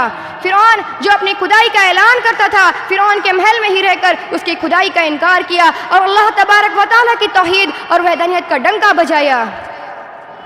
इसीलिए अल्लाह तबारक व तआला ने बतौर मिसाल और नमूना की उनकी तारीफ़ फरमाई है और कहा किस तरह एक ईमानदार खातून मुशरिकाना और काफिराना माहौल में रहकर भी अपने ईमान की हिफाजत करती है, और किस तरह ऐशो आराम और हर तरह की खुशहाली और फारिगुलबाली में रहकर भी एक मोमिना औरत अल्लाह आखिरत को नहीं भूलती और साथ ही साथ ये दुआ करती है, रब्बि इब्नी ली इंदका बैतम फिल जन्नह व नज्जिनी मिन फ़िरऔन व अमलिही व नज्जिनी मिनल कौमिज़ ज़ालिमीन। और इस तरह से दुनिया की औरतों को यह सबक देती हैं कि ईमान वाली औरतों का काम ये नहीं है कि वो दुनिया की चकाचौंध को देखकर अंधी हो जाएं और आखिरत की फ़िक्र को छोड़ दें। कुरान और हदीस में मज़कूर मिसाली खातून में से एक औरत वो भी हैं जो कि फ़िरऔन की नौकरानी और खादमा है। मुस्नद अहमद की एक रिवायत के मुताबिक नबी करीम सल्लल्लाहु अलैहि वसल्लम ने सफ़र मेराज के मौके पर जन्नत में एक उम्दा खुशबू महसूस की तो पूछा ये खुशबू कैसी है? तो आपको बतलाया गया ये खुशबू फ़िरऔन के नौकरानी की है। जन्नत में उस नेक वक्त खातून की खुशबू इसलिए महसूस की गई कि उसने फ़िरऔन के महल में रहकर भी महल के काफिराना माहौल से बेदार रही और अल्लाह तबारक व तआला की तौहीद पर कायम रही। फ़िरऔन की रुबूबियत का इकरार करने के लिए उस पर ज़ोर डाला गया, दबाव बनाया गया, यहाँ तक कि उसके एक एक करके उसकी आंखों के सामने उसके बच्चों को आग में डाल दिया गया ताकि वो फ़िरऔन की रुबूबियत का इकरार कर ले, लेकिन वो किसी भी कीमत पर तैयार ना हुई। यहाँ तक कि उसे भी और उसके शेरखार बच्चे ने दूध पीते हुए बच्चे को भी आग में झोंक दिया गया। अल्लाहु अकबर। अल्लाह रब्बुल आलमीन की नज़र में मिसाली और नमूने की औरत वो होती है जो मुखालिफ से मुखालिफ माहौल में न सिर्फ अपने तौहीद की हिफाजत करती है बल्कि कुफ्र शिर्क के माहौल को भी तौहीद के चिराग से रोशन करने की कोशिश करती है। मिसाली और नमूने की औरत वो नहीं होती जो कुफ्र शिर्क के माहौल में पहुँचकर कुफ्र शिर्क का इर्तिकाब करने लगे और दुनिया की लालच और दुनिया वालों के ज़ुल्म सितम के खौफ की वजह से कुफ्र शिर्क और बिदअत को इख्तियार कर ले। कुरान करीम में मिसाली खातून एक वो भी हैं जिनका तज़किरा नबी करीम सल्लल्लाहु अलैहि वसल्लम ने गार में फंसे 3 शख्स के दुआए ज़िम्न में फरमाया था। गार में फंसने के बाद उन तीनों ने आपस में ये तय किया कि इस मुसीबत से नजात पाने के लिए सिर्फ एक ही सूरत है कि अल्लाह तबारक व तआला को अपना उन आमाल का हवाला देकर दुआ की जाए जो खालिसतन सिर्फ अल्लाह रब्बुल आलमीन की रज़ा के लिए अंजाम दिए गए हों। उन 3 में से एक ने कहा, ऐ अल्लाह, मेरे चचा की एक बेटी थी जिसे मैं बेइंतहा यानी बेपनाह मोहब्बत करता था, लेकिन वो बदकारी के लिए किसी भी सूरत पर तैयार ना थी। शदीद मजबूरी के आलम में वो मेरे पास कर्ज लेने के लिए आई। मैंने उसे इस शर्त के साथ कर्ज दे दिया कि वो अपने आप को मेरे हवाले कर देगी। मजबूरी की वजह से वो उस पर राज़ी हो गई। जब मैं बदकारी के लिए उसके करीब पहुंचा तो उस औरत ने कहा, ऐ अल्लाह के बंदे, अल्लाह से डर, बगैर हक के बंदे महर को ना खोल। चुनांचे उसकी इस बात का ये असर हुआ कि मैं अल्लाह रब्बुल आलमीन से डर गया और मैंने बदकारी के इरादे को छोड़ दिया और उसको दिए हुए 100 दीनार भी उसके पास छोड़ दिए। ऐ अल्लाह, अगर ये मैंने तेरे लिए और तेरी खौफ की वजह से किया है तो तू गार की इस मुसीबत से मुझे नजात दे दे। इस हदीस का मतलब ये हुआ कि अल्लाह तबारक व तआला और रसूल अकरम सल्लल्लाहु अलैहि वसल्लम की नज़र में मिसाली खातून वो होती है जो नाजुक से नाजुक हालात में भी अपने परवरदिगार को नहीं भूलती है और दुनिया को सही रास्ता दिखाने से बाज नहीं आती है और अम्र बिल मारूफ व नही अनिल मुनकर का फरीज़ा भी हाथ से नहीं छोड़ती है। अल्लाह तबारक व तआला ने इरशाद फरमाया, वल मुमिनून वल मुमिनाति बाज़ुहुम औलियाउ बाज़िन यामुरून बिल मारूफ व यनहौन अनिल मुनकर व युकीमूनस सलाता व युतीऊनज़ ज़काता व युतीऊनल्लाह व रसूलहु उलाइका सयरहमुहुमुल्लाह वल्मुमिनून वल्मुमिनात बाज़ुहुम औलियाउ बाज़िन, मोमिन मर्द और मोमिन औरतें जो होती हैं वो आपस में एक दूसरे के दोस्त, हमदर्द और खैरख्वाह होते हैं। यामुरूना बिल मारूफ, किस चीज़ का हुक्म देते हैं? भलाई का हुक्म देते हैं। वयनहौना अनिल मुनकर, और बुराई से रोकते हैं। वयुकीमून अस्सलात, और नमाज कायम करते हैं। वयुतून अज़्ज़कात, और ज़कात अदा करते हैं। वयुतीऊन अल्लाह व रसूलहु, अल्लाह और उसके रसूल सल्लल्लाहु अलैहि वसल्लम की इताअत करते हैं। उलाइका सयरहमुहुमुल्लाह, ऐसे ही मोमिनों पर अल्लाह तबारक व तआला की रहमत नाजिल होती है। कुरान और हदीस में मज़कूर मिसाली खातून में से एक हज़रत खदीजा रज़ियल्लाहु अन्हा है, जो कि नबी करीम सल्लल्लाहु अलैहि वसल्लम की बीवी और तमाम मोमिनीन की रूहानी माँ हैं। अल्लाह के रसूल सल्लल्लाहु अलैहि वसल्लम पर जब पहली बार वही नाजिल हुई तो आप सल्लल्लाहु अलैहि वसल्लम घबराए हुए शदीद मजबूरी के आलम में अपने घर आए और अपनी बीवी हज़रत खदीजा रज़ियल्लाहु अन्हा से कहा, ज़म्मिलूनी, मुझे चादर उड़ा दो, मुझे चादर उड़ा दो। इन्नी अखाफु अला नफ्सी, मुझे किस चीज़ का डर है? मुझे अपनी जान का डर है। हज़रत खदीजा रज़ियल्लाहु अन्हा जो थी वो आपको चादर उड़ा दी और आपको तसल्ली देते हुए फरमाया, कल्ला वल्लाहि मा युग़ज़ीकल्लाहु अबदा, कल्ला हरगिज़ नहीं, अल्लाह तबारक व तआला आपको कभी भी ज़लील और रुस्वा नहीं करेगा, इसलिए कि आप बड़ी खूबी और कमालात वाले आदमी हैं। इन्नका लतसिलुर रहम, इसलिए कि आप सिला रहमी करते हैं। व तस्दुकुल हदीस, और सच बोलते हैं। व तहमिलु कल्ला, और कमज़ोरों का बोझ उठाते हैं। व तुक्सिबुल मअदूम, और मुफलिसों को कमा कर देते हैं। व तुक्रिज़ ज़ईफ़, और मेहमान की मेहमान नवाजी करते हैं। व तुईनु अला नवाइबिल हक़, और मुसीबत ज़दों की मदद करते हैं। हज़रत खदीजा रज़ियल्लाहु अन्हा की ज़िंदगी से ये रोशनी मिलती है कि एक बीवी का अपने शौहर के साथ रिश्ता और ताल्लुक़ किस तरह का होना चाहिए। आज कितनी ही ख़वातीन ऐसी हैं कि जो अपने शौहर का हुक्म तो नहीं मानती, शौहर को तकलीफ़ और परेशानी में देखकर तसल्ली देने के बजाय उनके ज़ख्मों पर नमक छिड़कती हैं। उनके गमों और दर्द को बांटने के बजाय उन पर अपनी फ़रहत और मुसर्रत का इजहार करती हैं। हज़रत खदीजा रज़ियल्लाहु अन्हा की इस गुफ्तगू से ये अंदाज़ा होता है कि एक नेक बख्त खातून जो होती है वो अपने शौहर की नेकियों, अच्छाइयों और खूबियों पर कितनी गहराई से नज़र रखती है और कितनी फ़राग़ दिली के साथ उसका इजहार और बयान करती है। जबकि दुनियादार औरत सिर्फ़ और सिर्फ अपने शौहरों की बुराई और कमियों पर नज़र रखती हैं और उनकी अच्छाई और खूबियों से बिल्कुल अनजान बनी रहती हैं, और जब भी मौका पाती हैं तो शिकायतों का पिटारा खोलने से नहीं चूकती हैं। कुरान और हदीस की मज़कूर उन मिसाली खातून में से एक हज़रत आयशा सिद्दीक़ा रज़ियल्लाहु अन्हा भी हैं। अल्लाह के रसूल सल्लल्लाहु अलैहि वसल्लम ने आपके बारे में फरमाया, फ़ज़लुल आयशा अलन निसाई का फ़ज़लिस सरीद अला साइरित ताम। आयशा रज़ियल्लाहु अन्हा की फ़जीलत तमाम औरतों पर ऐसे ही है जैसे सरीद की फ़जीलत तमाम खानों पर है। सरीद अरबों के यहाँ एक बेहतरीन और पसंदीदा खाने का नाम है। हज़रत आयशा रज़ियल्लाहु अन्हा की फ़जीलत का इस हदीस से अंदाज़ा लगाया जा सकता है कि एक सहाबी रसूल सल्लल्लाहु अलैहि वसल्लम आपके पास तशरीफ़ लाए और कहा, मैं आपका रज़ाई चचा हूँ। इसके बावजूद भी हज़रत आयशा रज़ियल्लाहु अन्हा ने उनको घर के अंदर आने की इजाज़त नहीं दी और कहा, जब तक मैं रसूल अकरम सल्लल्लाहु अलैहि वसल्लम से पूछ ना लूँ आपको घर के अंदर आने की इजाज़त नहीं दे सकती। अल्लाह के रसूल सल्लल्लाहु अलैहि वसल्लम तशरीफ़ लाए और उनसे इस वाक़े का जिक्र किया तो आप सल्लल्लाहु अलैहि वसल्लम ने इस बात की तस्दीक की कि हाँ, वो वाकई आपके रज़ाई चचा थे। इससे अंदाज़ा लगाइए कि आयशा रज़ियल्लाहु अन्हा के अंदर शर्म और हया कितनी ज़्यादा थी, शौहर के एहतराम का जज्बा कितना ज़्यादा था कि आप सल्लल्लाहु अलैहि वसल्लम की परमिशन के बगैर किसी को घर के अंदर आने की इजाज़त नहीं देती थी और वो अनजान लोगों से किस कदर परहेज़ करती थी। और आज की औरतें किस कदर बेशर्म और बेहया हो चुकी हैं कि जहाँ चाहती हैं, जब चाहती हैं, बिना शर्म और हया के आती हैं, जाती हैं। छोटा छोटा काम तो दूर की बात, बड़े बड़े कामों के लिए भी शौहर की इजाज़त की ज़रूरत नहीं समझती हैं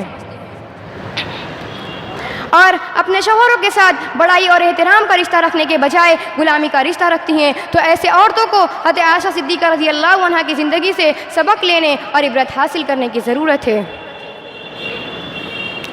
कुरान और हदीस में मज़कूर उन मिसाली खातून में से एक हज़रत फ़ातिमा रज़ियल्लाहु अन्हा हैं, जिनके बारे में नबी करीम सल्लल्लाहु अलैहि वसल्लम ने फरमाया, सय्यदतुन निसाई अहलिल जन्ना। हज़रत फ़ातिमा रज़ियल्लाहु अन्हा जो हैं वो जन्नत की औरत की सरदार हैं।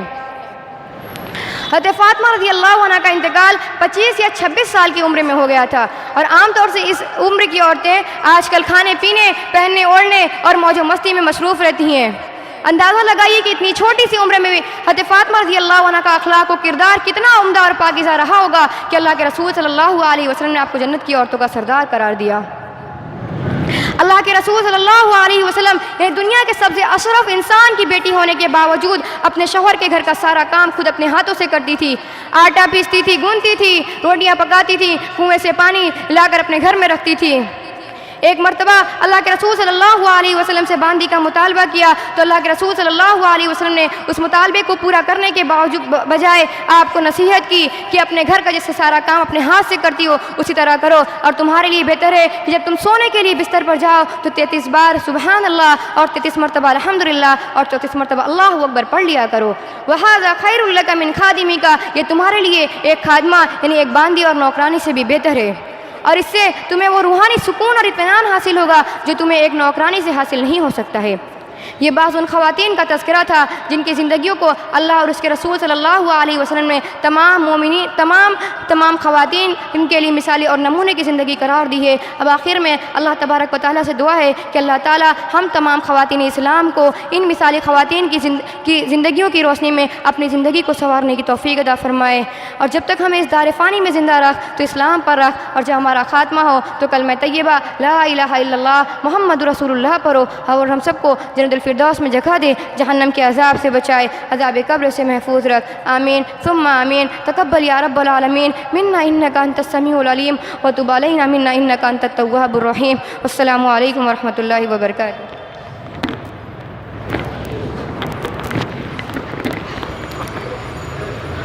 احسن. اب ان کے بعد اللہ تعالیٰ سے دعا ہے کہ ہمیں اس قابل بنائے کہ ہماری مثال دینی معاملے میں دی جائے, اور ہمیں سیرت سلف صالحات کو اپنانے کی توفیق بخشے. آمین. اب ان کے بعد آخری خطیبہ شبنم خلیل الرحمن کو آواز دیتی ہوں کہ وہ زندگی کے مقصد کے متعلق ہم سے ہم کلام ہوں. السلام علیکم ورحمۃ اللہ وبرکاتہ. الحمدللہ رب العالمین والصلاۃ والسلام علی سید المرسلین وعلی آلہ واصحابہ اجمعین. اما بعد.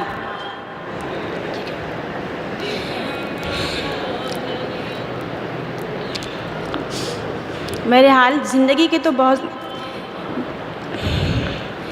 سامعات, آج کی اس مبارک مجلس میں مجھے جس عنوان پہ بولنے کے لیے کہا گیا ہے وہ ہے زندگی کا مقصد. بہرحال زندگی کے تو بہت سے مقصد ہوتے ہیں. سب سے پہلا مقصد تو اللہ کی یاد ہے, اور جو شخص اللہ کی یاد سے محروم ہوا سمجھو وہ خود سے محروم ہوا. جو شخص اللہ سے رخ پھیر لے, اللہ کے ذکر سے رخ پھیر لے, اللہ کی یاد سے رخ پھیر لے, اللہ کے دین سے اعراض کریں تو خدا شناسی, قناعت, توکل اور اعمال خیر تو اس سے چھینی جائیں گے, اور اس کو خود فراموشی کے عذاب میں مبتلا کر دیا جائے گا. ان لوگوں کی طرح نہ ہو جانا جنہوں نے رب کو بھلا دیا, وہ بھول گئے اپنے رب کو. غفلت ایسی طاری ہوئی کہ سویرے سے لے کر شام تک اور شام سے لے کر سویرے تک دنیا اور بس دنیا ہی مقصد حیات بن گیا ہے.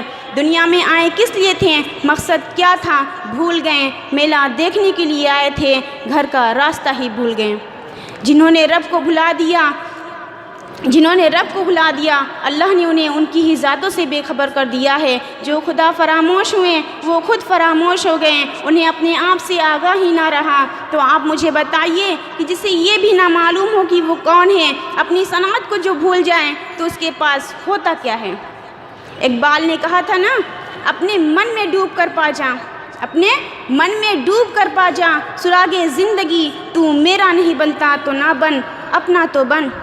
جس نے رب کو بھلا دیا اسے کوئی یاد نہیں کرتا, حتیٰ کہ وہ خود کو بھلا دیتا ہے. اور انسان کی زندگی کا دوسرا مقصد ہوتا ہے کہ وہ ایک اچھا انسان بنے, اور وہ ایک اچھا انسان تب بنتا ہے جب وہ ہر ایک کے حق کو ادا کرے. ایک اچھی بیٹی بنے, ایک اچھی بہن بنے, ایک اچھی بیوی بنے, ایک اچھی بہو بنے, ایک اچھی ماں بنے, ایک اچھی ساس بنے, ایک اچھی دادی نانی وغیرہ وغیرہ بنے. اور اسی کے بالمقابل لڑکوں کے ساتھ بھی ہوتا ہے. ہر ماں اپنے بچوں سے برابر کا پیار کرتی ہے, اور ان میں سے کچھ مائیں اپنے بیٹوں سے زیادہ پیار کرتی ہے اور کچھ بیٹیوں سے. لیکن آج انسان کی زندگی کا مقصد صرف اور صرف اپنا رہ گیا ہے. اپنی ماں, اپنا باپ, اپنی بہن, اپنے بچے, اپنے رشتہ دار, اپنا مذہب, اپنی مسجد. بعض ایسے بھی گھر ہیں جہاں اپنوں سے بھی ناطہ توڑ لیا جاتا ہے. ایک ہی گھر میں رہنے کے باوجود لوگ ایک دوسرے سے بات تک نہیں کرتے, کرایہ دار کی طرح برتاؤ کرتے ہیں. ہمارے نبی کریم صلی اللہ علیہ وسلم نے تو پڑوسیوں کے حق کو بھی ادا کرنے کو کہا ہے, یہاں تو ہم اپنے ہی گھر کے حق کو ادا نہیں کر پاتے.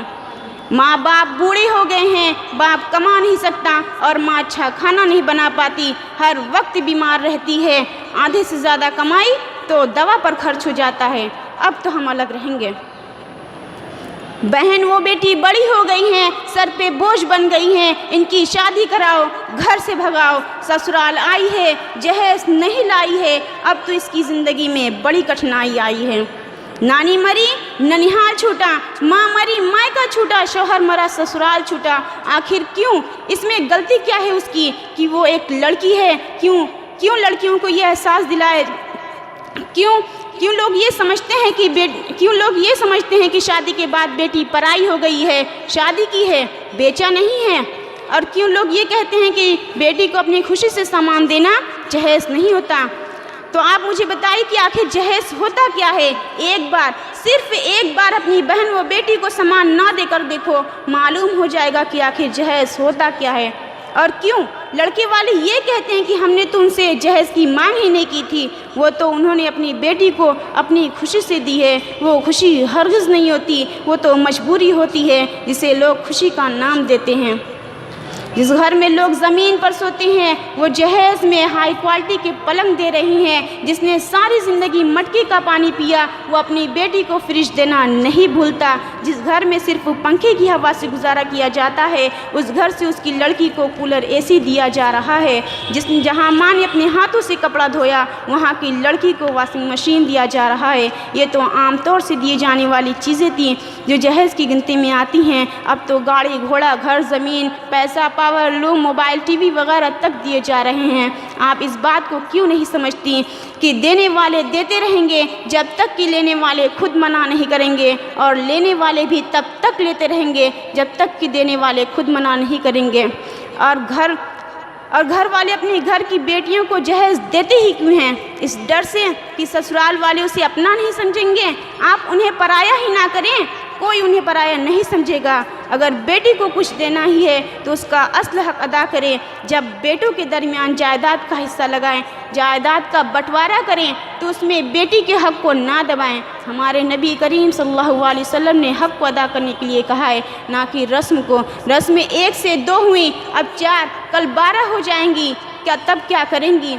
रस्म अदा हो या ना हो, हक अदा ज़रूर करना।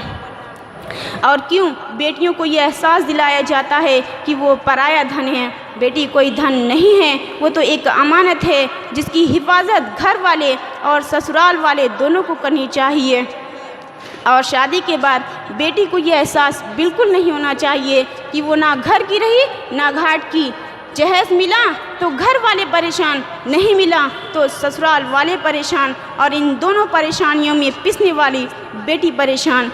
आज इंसान रस्म को अदा करते करते हक को अदा करना तो भूल ही गए हैं।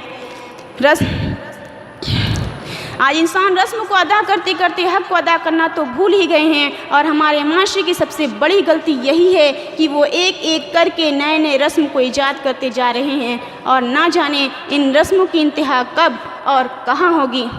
और आज हमारे माशरे में नाश्ते के नाम पर एक नई रस्म ईजाद हुई है और जिसमें लोग बढ़ चढ़ कर हिस्सेदार बन रहे हैं। ये रस्म कब शुरू हुई इसकी खबर मुझे नहीं है, लेकिन सुनी मैंने फ़िलहाल है। इसमें होता यह है कि निकाह के बाद लड़की जब अपने ससुराल जाती है तो उस रात के सुबह होने पर लड़की के घर से उसकी बहन या भाई या दोस्त या दूसरे करीबी रिश्तेदार दुल्हन के लिए नाश्ता लेकर उसके ससुराल जाते हैं। तो आप मुझे बताइए कि जो इतने बड़े वलीमे का इंतज़ाम खुद कर सकता है तो क्या वो अपनी बीवी को नाश्ता नहीं करा सकता? जब मायके से नाश्ता नहीं जाता है तो दुल्हन को नाश्ता कौन कराता है? ससुराल वाले ही ना। खैर, अगर किसी के यहाँ दावत में जाना हो या किसी मरीज़ की अयादत के लिए जाना हो तो ये सोच कर परेशान होंगी कि क्या लेकर जाएं, क्या पहन कर जाएं। और यही वो सोच है जिसकी वजह से ज़्यादातर लोग दावतों को छोड़ देते हैं। और अगर किसी मरीज़ की अयादत के लिए जाना हो तो क्या लेकर जाएं, कितना पैसा खर्च होगा, ये सोच कर लोग अयादत के लिए नहीं जाते हैं। इतना तो ज़रूर याद रखें कि पैसा ही सब कुछ नहीं होता और पैसे से हर चीज़ नहीं खरीदी जा सकती। हाँ, पैसा इंसान की ज़रूरत ज़रूर है, लेकिन जहाँ इंसान की ज़रूरत होती है वहाँ पैसे की कोई मोल नहीं। اب اسی بات پر میں اپنی تقریر کو ختم کرتی ہوں کہ رب کو یاد کرنا زندگی کا مقصد بنائیں، کہ رب کو یاد کرنا زندگی کا مقصد بنائیں، بیٹی بچائیں، بیٹی بڑھائیں، خود بھی اچھے بنیں اور اچھی سرکار بنائیں۔ وآخر الدعوانا ان الحمد للہ رب العالمین۔ السلام علیکم۔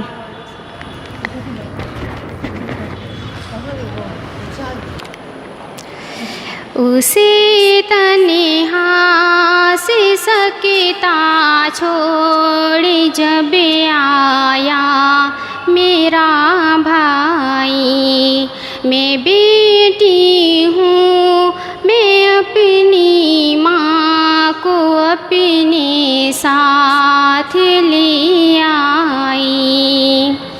وہ بوڑھی ہو گئی تو اب اسے کے بوجھ لگتی ہے، جوانی اپنی بچوں کے لیے جس نے تھی جھلسائی ہے، بس اپنی ہی بیوی اور بچوں سے اسے مطلب، اسی کو بھول بیٹھا ہے جو دنیا میں اسے لائی۔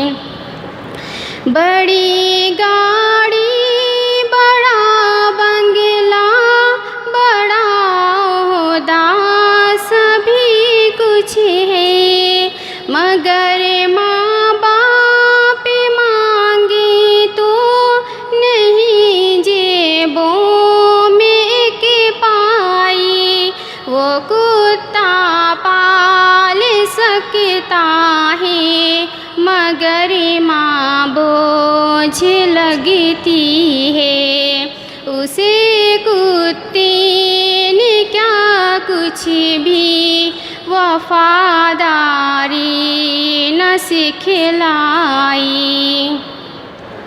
جو منت مانگتے تھے کہ ہمیں بیٹا ہو، بیٹا ہو، انہیں بیٹی کی قیمت اب بڑھاپے میں سمجھ آئی۔ انہیں